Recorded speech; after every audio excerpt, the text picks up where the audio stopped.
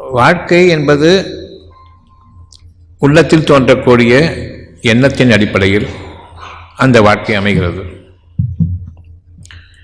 இப்பொழுது நம்முடைய வாழ்க்கை எப்படி அமைய வேண்டும் என்று உள்ளத்தில் கேள்வி எழும்புகிறது. இப்பொழுது என்னுடைய வாழ்க்கை, என் துன்பங்கள் நீங்க வேண்டும் என்று விரும்புகிறோம். மீண்டும் அந்த கேள்வி, உங்களுடைய வாழ்க்கை எப்படி அமைய வேண்டும்? பொருளாதார கஷ்டங்கள் இருக்கின்றன, அவை நீங்க வேண்டும். இருந்த போதிலும் இறைவன் திருப்தி அடையவில்லை. மீண்டும் கேள்வி கேட்கின்றான், உங்களுடைய வாழ்க்கை எப்படி அமைய வேண்டும்? என்னுடைய வாழ்க்கையை இதுவரையில் நீங்கள் அமைத்துக் கொண்டீர்களே, உங்களுக்கு அது திருப்தியாக இருக்கிறதா? என்னுடைய வாழ்க்கையில் நான் திருப்தி இல்லாமல் இருக்கின்றேன். கேள்வி உள்ளுக்குள் இருந்து, பதில் உள்ளத்தின் அடிப்படையில் நாம் பேச வேண்டும். செவியை அமைத்திருக்கின்றான், வெளிப்புற சப்தங்களை நாம் கேட்கின்றோம். இந்த சப்தங்கள் பிடிக்கவில்லை.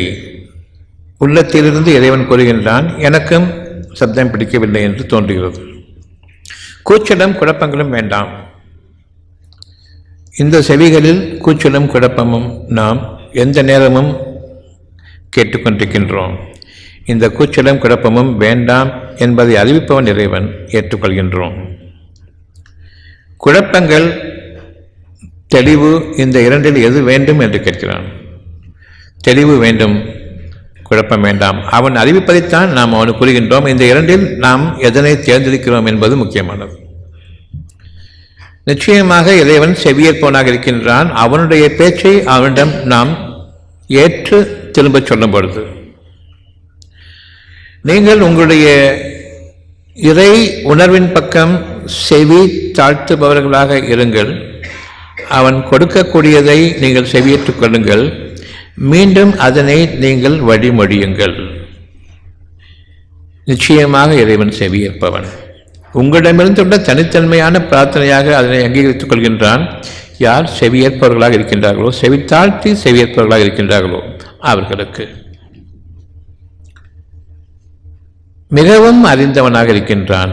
நீங்கள் எதனை அவனிடம் கேட்டுக்கொண்டு செவியேற்றுக்கொண்டு அவனிடமே நீங்கள் ஒப்படைக்கின்றீர்களோ, ஆம் வேண்டும் என்று அந்த பிரார்த்தனையை உங்களுக்காக நிறைவேற்றித்தர அவ்வளவையும் அவன் அறிந்தவனாக இருக்கின்றான். இதில் நம்முடைய இறைவனை நாம் கண்ணியப்படுத்துகின்றோம். யாவற்றின் மீதும் ஆற்றல் மிக்கவன். அவனுடைய அனுமதி இல்லாமல் ஒரு சிறு நன்மையை கூட நாம் அடைய முடியாது. அவனுடைய அனுமதி இல்லாமல் ஒரு சிறு தொந்தரவும் கூட நம்மை அடையாது. அப்படியானால் நான் அனுபவித்துக் கொண்டிருக்கிற நன்மையும் நான் அனுபவித்துக் கொண்டிருக்கிற சில கஷ்டங்களும் அவன் அனுமதித்ததுதான். நன்மைகளையும் அவன் உங்களுக்கு அளவோடு அமைக்கின்றான். நான் எதனை வெளிப்புறத்திலிருந்து செவியேற்றுக் கொண்டேனோ அந்த பாதையில் போகும்பொழுது உள் உணர்வை விட்டும் இறைவனை விட்டும் வெளியேறி மனிதர்களுடைய பாதைகளில் நான் என்னுடைய வாழ்க்கை அமைக்கின்றேன். அந்த மனிதர்களுடைய தீர்க்கமான அறிவு என்னவென்றால், வாழ்க்கையில் இன்ப துன்பங்கள் இருக்கத்தான் செய்யும் என்பது. இன்பங்கள் இருக்க வேண்டும், ஏற்றுக்கொள்கின்றேன். இறைவன் கேட்கின்றான், துன்பங்கள் வேண்டுமா என்று. துன்பங்கள் வேண்டாம். அப்படியானால் ஓர் உலகம் சொல்லக்கூடிய அந்த தத்துவங்களை ஏன் இன்பமும் துன்பமும் இருக்கத்தான் செய்யும் என்ற அந்த ஒரு கேள்வியை எதற்காக ஏற்றுக்கொண்டீர்கள்? இல்லை, இறைவனை நன்மை வேண்டும் தீமை வேண்டாம் என்று உள்ளுக்குள் சொல்லியிருக்க வேண்டாமா? நிச்சயமாக அவன் செவியேற்பவனாக இருக்கின்றான். தூய்மையானவற்றையும் நன்மையானவற்றையும் நாம் இறைவன் பக்கம் திரும்பி அவனிடம் நாம் நம்முடைய உணர்வுகளை கொண்டு பேசும் பொழுது செவியேற்பவன். நீங்கள் செவி தாழ்த்தவர்களாக இருந்தால் அவன் செவியேற்பவனாக இருக்கின்றான். வெளியில் ஏற்படக்கூடிய குழப்பமான பேச்சுக்கள் வேண்டாம். அதில் இருக்கக்கூடிய இரண்டும் கெட்டான் வார்த்தைகளை, தத்துவங்களை கொஞ்சம் சிந்தித்து பாருங்கள். அங்கு தவறும் இருக்கிறது என்பது புரியும். கேடுகள் வேண்டாம், துன்பங்கள் வேண்டாம், கஷ்டங்கள் வேண்டாம், அசுத்தங்கள் வேண்டாம், மனதில் கேடுகள் வேண்டாம். இந்த வேண்டாம் என்று சொல்லக்கூடிய ஒவ்வொரு விஷயத்தையும் நாம் கேட்பவர்களாக இருக்கின்றோம். இப்பொழுது இறைவன் கேட்கின்றான், உங்களுக்கு எப்படி வாழ்க்கை அமைய வேண்டும்? மனிதர்களுடைய போக்குகளில் நீங்கள் வாழ்ந்து துன்பங்களை அடைந்திருக்கின்றீர்களே, இந்த நிலையில் மனிதர்களுடைய அந்த வாழ்க்கையினுடைய முறை வேண்டுமா, நான் அறிவிக்கக்கூடிய என்னுடைய வாழ்க்கையினுடைய முறை வேண்டுமா என்று கேட்கின்றான். நாம் இப்பொழுது பதில் சொல்கின்றோம், இதுவரை நான் அனுபவித்தது போதும், இனி நீ என்னை வாழவை.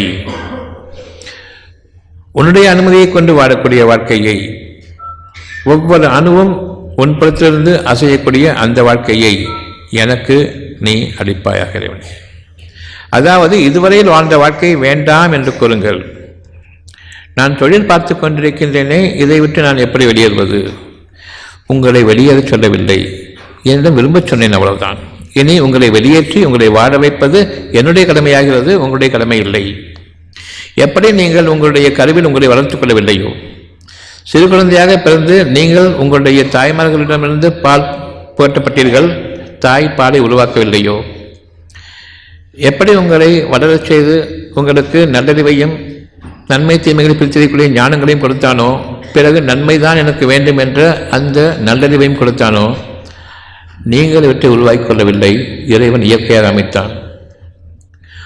ஒவ்வொரு சுகத்தையும் ஒவ்வொரு நன்மையையும் இறைவன் உங்களுக்காக அறிவித்துக் கொண்டிருக்க, நான் வெளிப்புற வாழ்க்கையினுடைய பேச்சுக்களையும் போக்குகளையும் கண்களாலும் காதுகளாலும் கேட்டு இதுதான் வாழ்க்கை என்று எனக்கு நானே தவறாக அமைத்துக் கொண்டேன்.